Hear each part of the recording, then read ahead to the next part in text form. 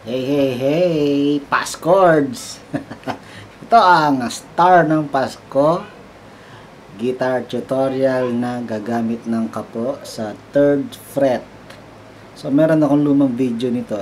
Walang kapo yun. Okay? Star ng Pasko. Salamat sali. Okay? So, this time, may kapo. Take note ha. 3rd fret yung kapo. Kaya, ayan. Tinanggal ko yung mga fret dito. Okay. So, kung trip nyo ito, may kapo kayo, practicein nyo na para sa inyong caroling na darating. Okay? Alright? Let's start. So, intro, B minor. Then, G. D.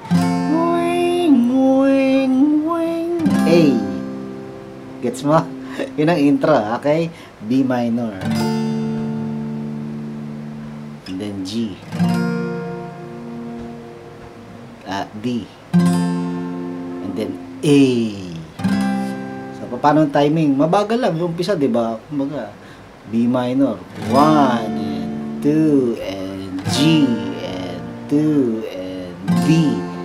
2 and A and 2 and tatlong beses. Ikaw, kung gusto mo tatlong beses, pwede namang isa lang. Kung naiinip kayo, gusto nyo lang kumanta sa caroling.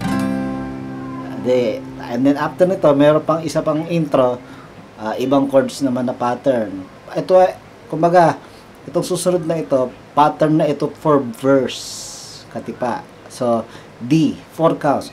1, 2, 3, and 4. G, 2 and 3 and 4. E minor, 2 and 3 and 4. And then back to G. Yan, yung pattern na iyan, pang verse din yan. So, papasadahan lang ng isa na walang kumakanta. And then, yan na nga, kakanta na nga. Yun pa rin ang mga chords. O, D. Kung kailan, G. Pinakamadilim, E minor. Okay, G. So, 4 counts ng 4 counts. Okay? D, G,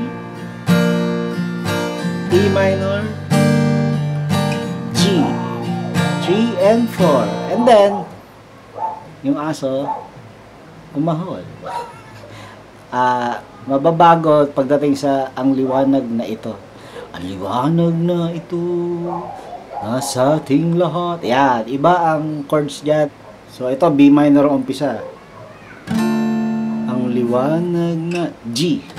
Pero ito ay 4 counts ng 4 counts din. Tapos D. Tapos A.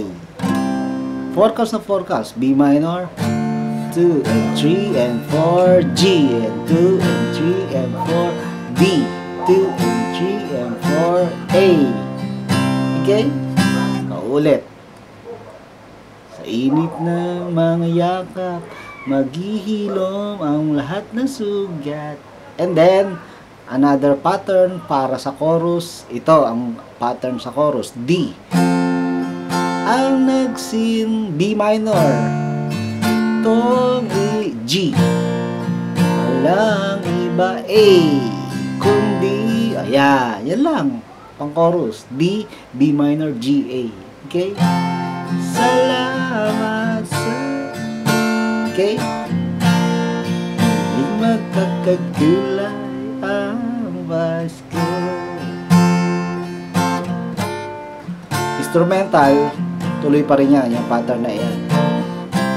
And then, another verse. Yung kaninang verse na pattern. D, tayo ang ilaw. G, sa madilim na. E minor, G. Okay? And then, ang liwanag na ito. B minor. Okay? Liwanag na ito. D. Okay? B minor, G, D, A. And then, another chorus. Ang nagsing D. Ay, yun pa rin ang chords. And then, bridge. Diba? D. Muling magkaka-A. Kulay ang pas. G. And then, A. Ito, medyo may mga kombinasyon ng counting na magkakaiba. Yung una, G, 4 counts. 1 and 2, and 3, and 4. Susunod, A, 2 counts. 1 and 2, and B minor 2 counts. And 2, and G, 4 counts. 2, and 3, and 4. And then ito, B minor A, 2 counts. A, gets, again, G, 1, and 2, and 3, and 4. A, B minor, G, 2, and 3, and 4.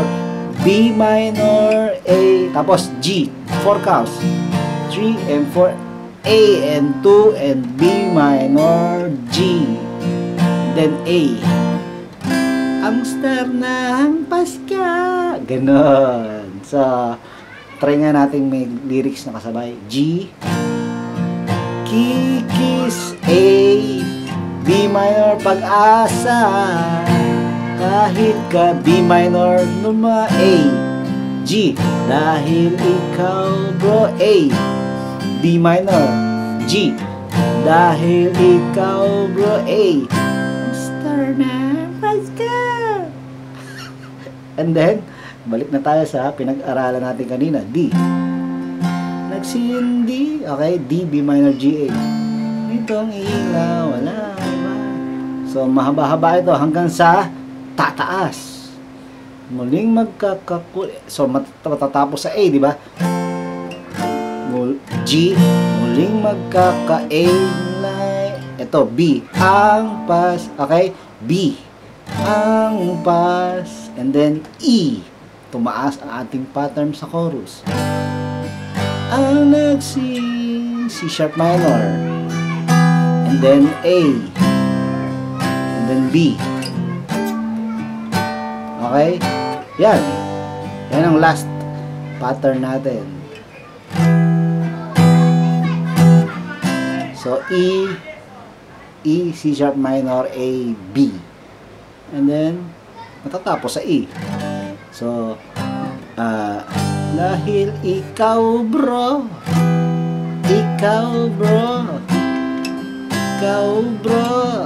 ang star ng Pasko.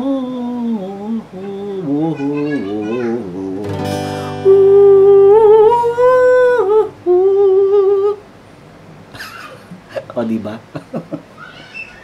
Ayos. Alright. Paring down here. Up here.